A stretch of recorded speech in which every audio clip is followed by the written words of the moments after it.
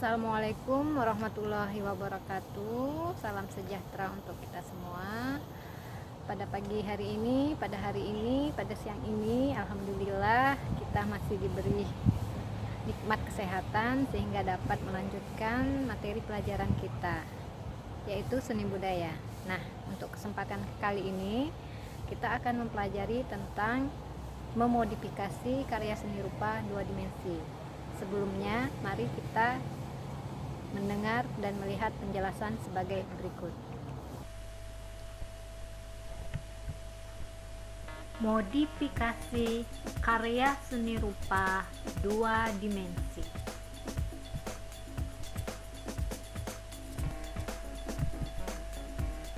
Perkembangan karya seni rupa dua dimensi.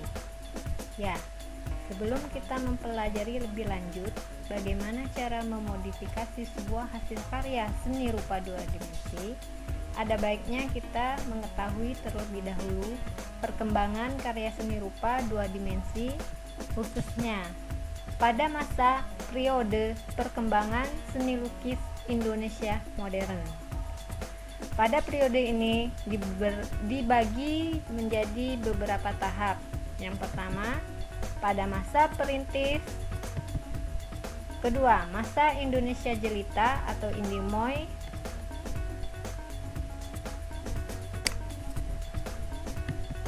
Ketiga, masa Cita Nasional atau Persagi. Keempat, masa pendudukan Jepang. Kelima, masa setelah kemerdekaan.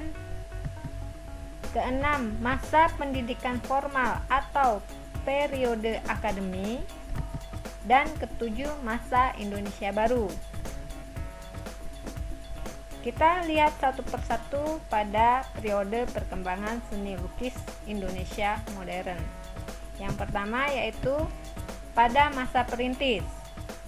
Pada tahun 1826 sampai 1880. Masa perintis ini dimulai oleh Raden Saleh. Raden Saleh belajar melukis di luar negeri seperti Belanda, Jerman, dan Prancis. Nah, Raden Saleh inilah yang merintis pertama kali seni lukis yang ada di Indonesia. Sebagian besar karyanya memiliki corak romantis dan naturalis. Ciri-ciri karya Raden Saleh yang lainnya yaitu bergaya natural dan romantisme, kuat dalam melukis potret dan hewan. Pengaruh romantisme Eropa itu sangat kuat, terutama dari Delacroix. Pengamatan yang sangat baik pada hewan dan alam. Beberapa judul karyanya terdiri dari Hutan Terbakar, Antara Hidup dan Mati, Pangeran Diponegoro, dan Berburu Banteng di Jawa. Ya, itu diantara beberapa karyanya. Selanjutnya yaitu periode Indonesia Jelita atau Indimoy pada tahun 1878 sampai 1900-an. Periode ini sebagian besar pelukisnya menggambarkan kemolekan dan keindahan objek alam. Ini merupakan lanjutan dari periode perintis yang sempat vakum sepeninggalnya Raden Saleh. Dalam periode ini muncullah beberapa seniman. Di antaranya seniman Abdullah Suryo Subroto dan diikuti oleh anak-anaknya Sujojono Abdullah, Basuki Abdullah, dan Trijoto Abdullah. Pelukis-pelukis Indonesia yang lain di antaranya adalah Pringadi, Hengantung, Suyono, Suharyo, Wahidi, dan lain-lain. Ciri-ciri lukisan pada masa ini di antaranya yaitu 1. Pengambilan objek alam yang indah. 2. Tidak mencerminkan nilai-nilai jiwa merdeka. 3. Kemahiran teknik melukis tidak diimbangi dengan penonjolan nilai spiritual. 4. Menonjolkan nada erotis dalam melukiskan manusia.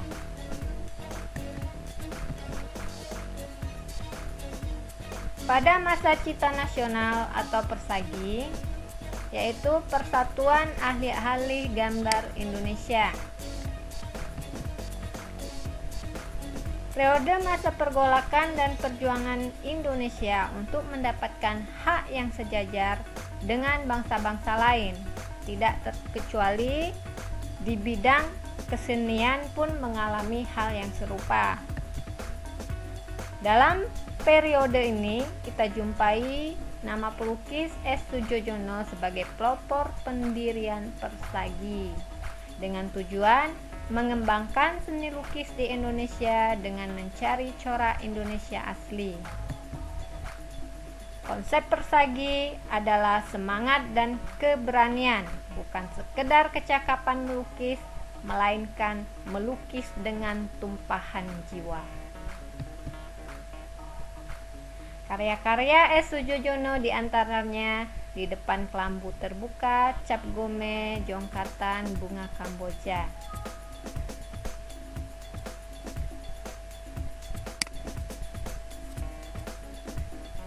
Karya Agus Jaya Suminta dan karya Oto Jaya. Ciri khas lukisan masa ini: pertama, mengedepankan nilai psikologis. Kedua, mengangkat tema perjuangan. Ketiga, tidak terikat objek alam. Mengedepankan kepribadian Indonesia. Dan kelima, dilandasi semangat keberanian.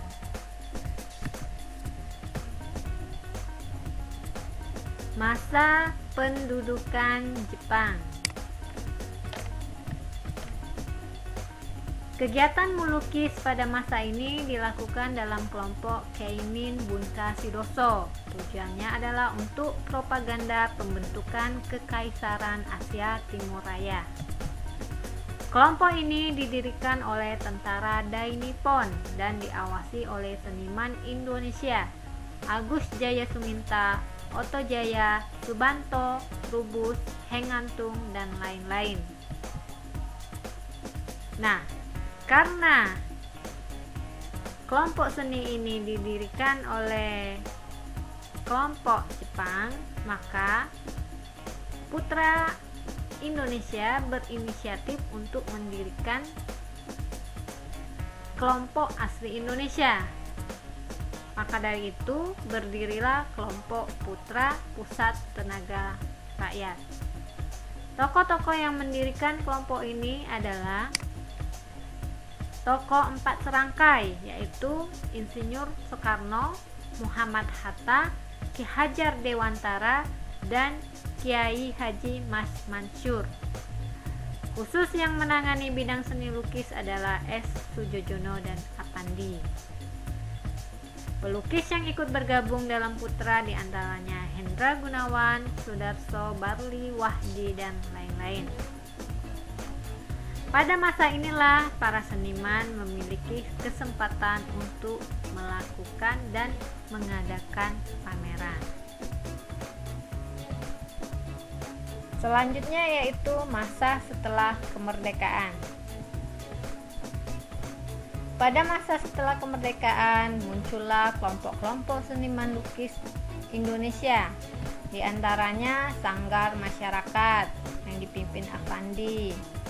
Kemudian diganti menjadi nama SIM, Seniman Indonesia Buddha, yang dipimpin oleh Soedjojono. Yang kedua, pelukis rakyat. Ketiga, perkumpulan Brabangkara. 4, ASRI, Akademi Seni Rupa. Kelima, Balai Perguruan Tinggi Guru Gambar.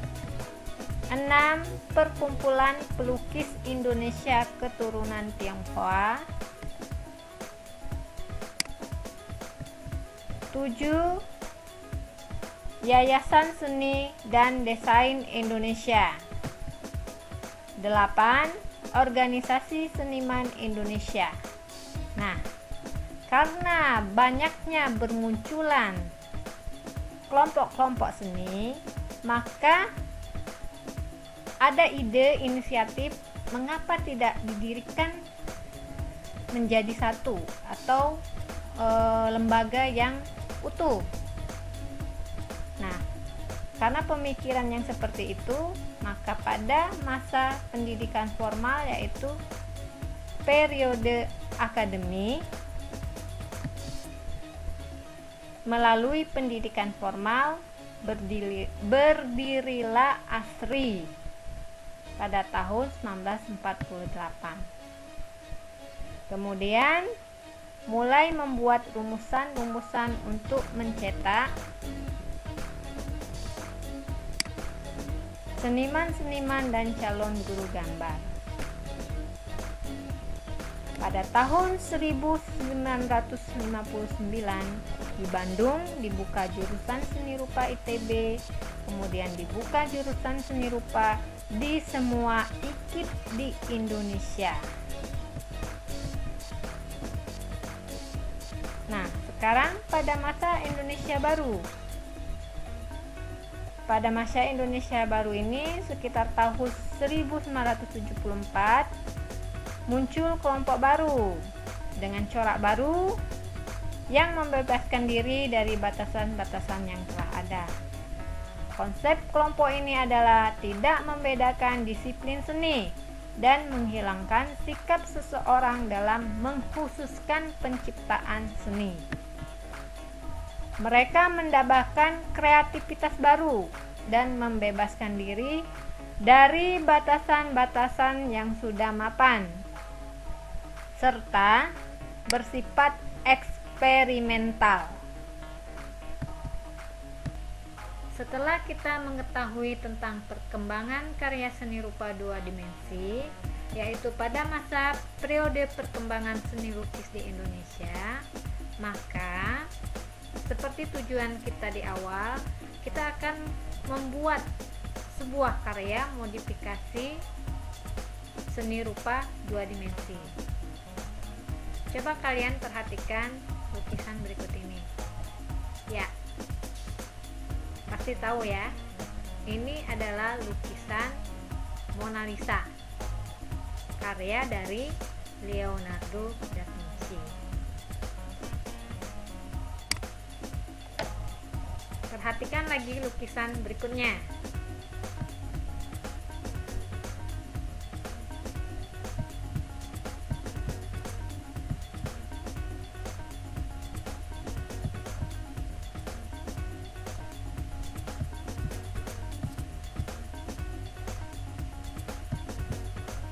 Oke. Dari lukisan Mona Lisa itu kita lihat berbagai macam karya yang baru muncul. Ada yang memegang kucing, ada yang duduk di taman, ada yang seperti komik, dan ada yang memakai baju dari negara India. Nah,